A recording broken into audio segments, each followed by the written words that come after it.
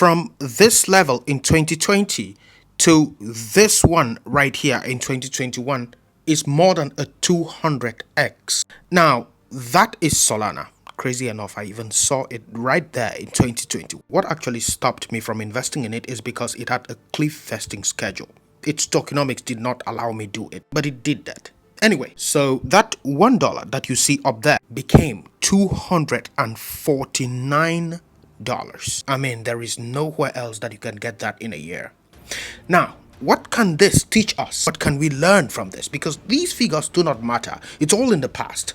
What can this teach us? Solana was in the top 5 most funded projects post-ICO in 2021. What do I mean by post-ICO? Now, like and save this video because I do a lot of research to give you this. ICO means initial coin offering. That's basically when venture capitalists get into coins super early. Post-ICO means after the ICO, like mature projects. So if I'm investing in a project like Solana now, I'm investing in a post-ICO project, which means I am aware that there are people who got in a lot earlier than me, earlier before the coins were even in the open market. So basically, there are a lot of people who are in hundreds of gains. I'll give you a quick example. Solana's price as we make this video is $24.74. ICO price is 22 cents. This ICO price right here, that's Solana's ICO price, which means people who invested in Solana at this price right here are in 112x gains. You understand this now, yes? So if I'm investing in Solana now, it means I really believe it will do very well, despite the fact that there are a lot of people who can possibly dump. And again, Solana had a cliff vesting schedule. That's what stopped me from investing in Solana in 2021. They could easily dump and crash terribly. So, following this idea of a venture capitalist firm investing in a project post-ICO like this can let you know which one might perform. I was actually looking for this year and I have not found it yet. When I find it, I will let you know. But for the gaming sector, which I am not invested in, I've seen Illuvium, one of them. It's being invested in by venture capitalists. Now, for last year post-ICO projects, we have Polkadot and Near Protocol. You all know I like Near Protocol. I don't really like Polkadot because I believe it has not seen its bottom yet. It has some plummeting to do, just according to my technical analysis. But the question here is, why am I so into Polkadot? Now, I have 3 clauses to my investment strategy in cryptocurrency. First is follow the money. Second is follow building or developer activity. And third is follow daily active users. So not finding projects that have been heavily invested in by venture capitalists. Post ICO, I went for developer activity. And I kid you not, Polkadot has intense game there. Months ago, I sent you a report by Electric Capital in the Discord group. I think most of you did not even read it. It showed that Polkadot had the second highest number of full-time developers after Ethereum. Now, that is not something I can just ignore for a layer 0 chain.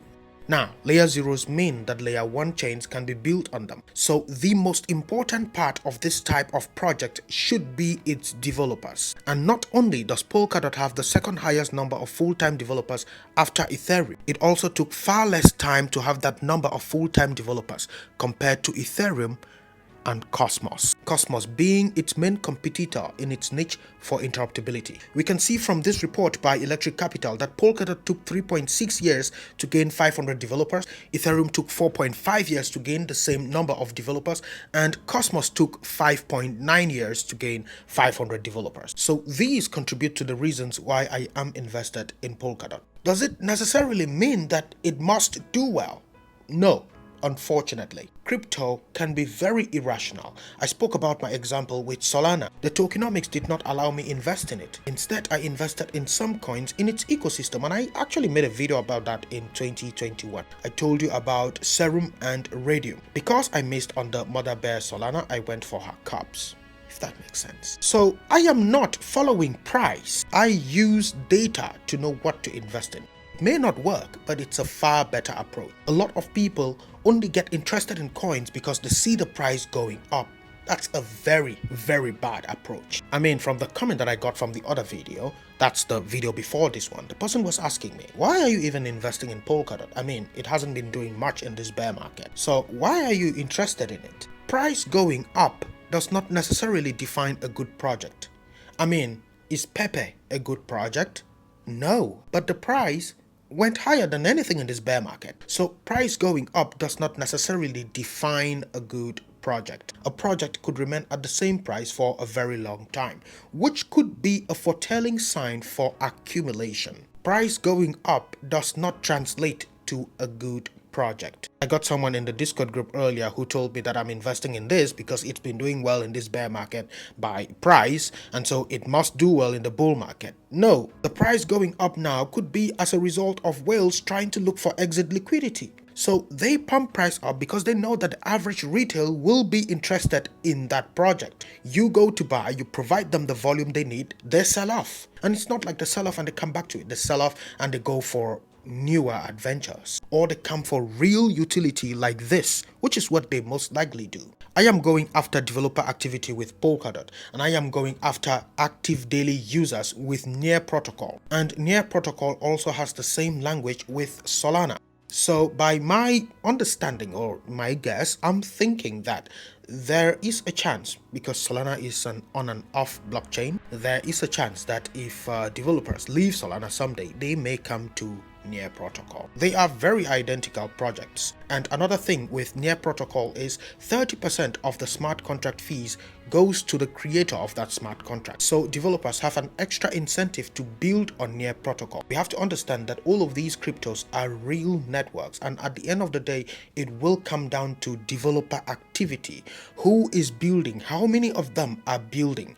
Are they really building? What are they building? And how many people are using the platform? That is what it will come down to. And when I'm doing my investment for the long term, that's what I look at. Perhaps it doesn't do well. Perhaps it doesn't go as high as other projects. But the investment thesis is what matters. For crazier gains, I go for nanocap coins, which are extremely risky. But of course, extreme risks bring extreme gains. And one more reason which I failed to say, Polkadot does have a 28-day lockup period, which means if the price is rallying, you can't just go on stake and come to dump the price.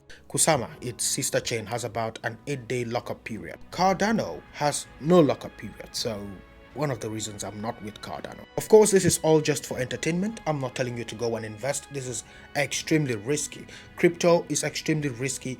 Bitcoin could go even to 3,000 tomorrow. So don't go to invest in anything and come tomorrow and ask me, what are your thoughts now about this? No, I was really just making up. This is really just a story here. So it's just for entertainment. If you want to invest in crypto, be sure to find a financial advisor. You could share my video to that financial advisor. Maybe he could take one or two things from it. But do not invest because I made a video of Polkadot and therefore Polkadot is part of your portfolio.